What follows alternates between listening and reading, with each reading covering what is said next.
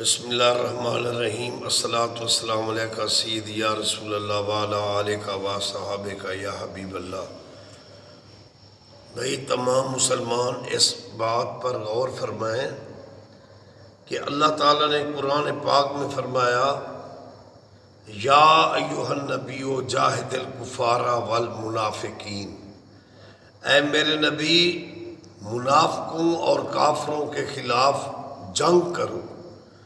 تو اس لیے کبھی بھی میرے نبی نے کسی منافق اور کافر کو اصولی مسئلوں پر رعایت نہ دی اور منافقوں اور کافروں کے خلاف علم جہاد آپ نے بلند رکھا۔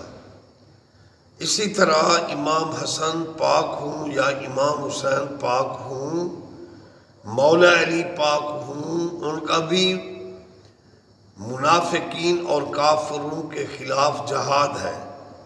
بنو امیہ سے مولا علی کی صلح اور حسنین کریمین طیبین شہیدین کا حکومت دے دینا اس بات کی دلیل ہے ان تؤدوا الامانات الی اہلہا۔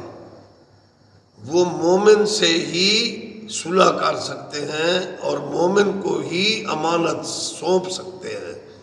اس لیے کسی صحابی کو منافق کہنا یا اس قسم کی باتیں کرنا کہ وہ ڈر کر مسلمان ہوئے تھے، یہ ایک جہالت ہے، یہ عقلی دلیلیں ہیں۔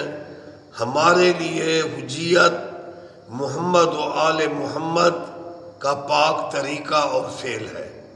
الصلاۃ والسلام علیکہ سیدی یا رسول اللہ وعلیٰ آلہ و صحابہ یا حبیب اللہ صلی اللہ علیہ وسلم۔